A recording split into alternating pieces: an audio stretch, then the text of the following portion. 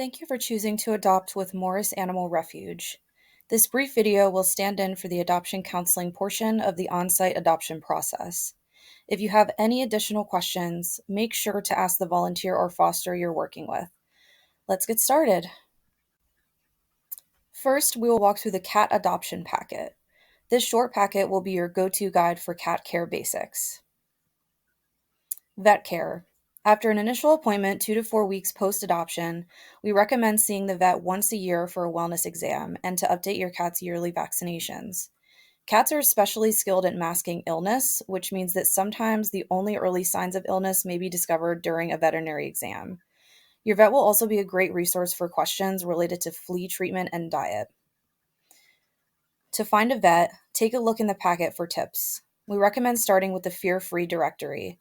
This is a list of certified clinics that take extra steps to reduce the stress of taking your cat to the vet.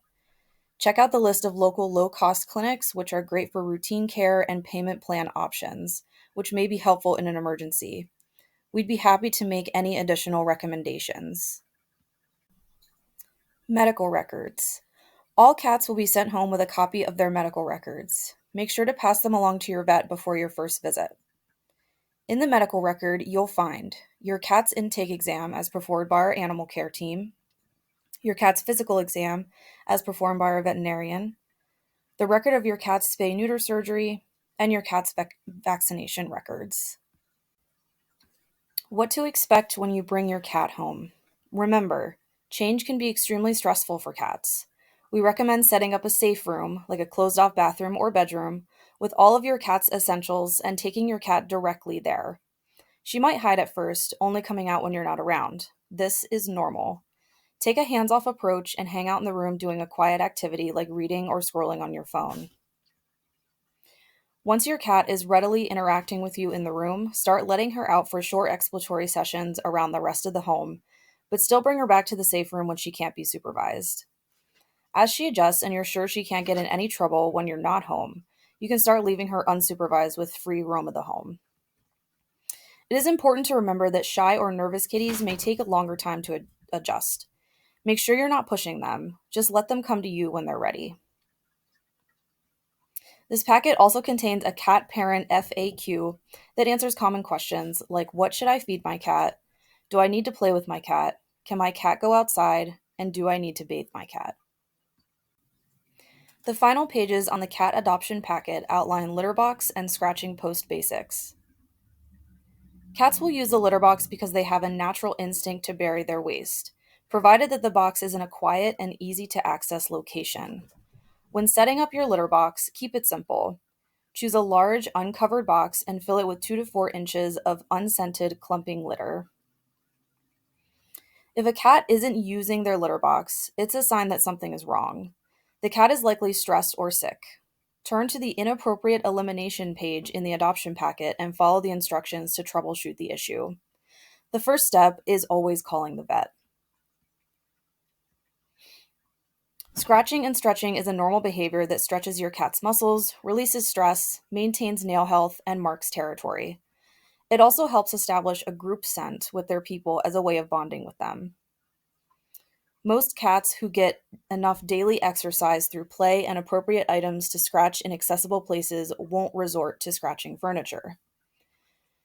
If you're having any trouble, the Cat Scratch 101 section includes information on choosing and placing scratching posts, as well as encouraging your cat to use them.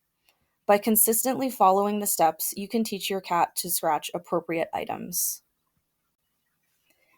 If you have other cats, dogs, or kids at home, you'll be sent home with an additional handout on integrating your new cat into the family. Here are some tips to keep in mind. Each handout comes with a set of specific steps to follow. The first step will always be to keep the new cat in their safe room for about 2 weeks before beginning any introduction process. When you start the introduction, take it slow. Cats are sensitive to change, so a successful introduction can take 2 to 4 weeks. If you're having trouble with any step, you might be moving too fast. Try returning to the previous steps for a few days before moving on. For additional troubleshooting help, email adoptions@morrisanimalrefuge.org.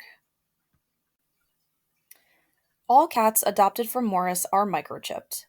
A microchip is a small chip about the size of a grain of rice that's implanted under the animal's skin between their shoulder blades. It is important to remember that a microchip is not a GPS tracking device. If an animal is found and taken to a shelter or veterinary clinic, one of the first things they do is scan the animal for a microchip. If the animal is chipped, they'll call the chip company to report their findings and notify the owner if there is up-to-date information on record for that chip number. Remember to visit Home Again at homeagain.com to register your chip. If your kitty is chipped through a different manufacturer, visit their website to register. It's important to call if you're moving or your contact information changes. Morris Animal Refuge strives to make great adoption matches, and we understand that some animals have trouble adjusting in the first 3 to 4 weeks at home. Our adoption counselor can provide basic troubleshooting tips for common issues or referrals to behavior professionals. Please email adoptions@morrisanimalrefuge.org for assistance.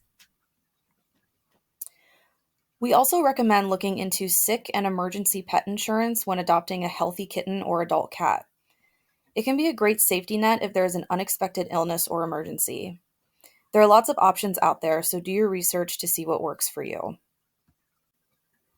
Lastly, we'll go through the most important terms in our adoption contract. Due to our limited medical capability, we cannot guarantee the physical or behavioral health of any cat.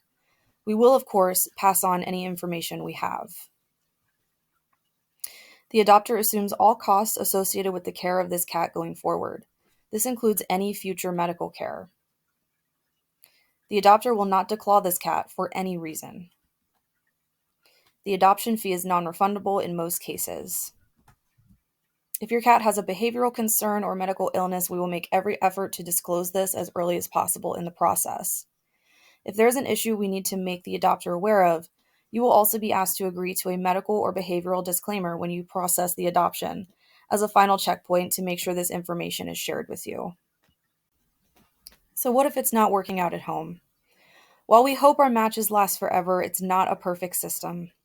Because we don't always have an animal's full medical or behavioral history available to us, we can't always predict how an animal will be when they get home.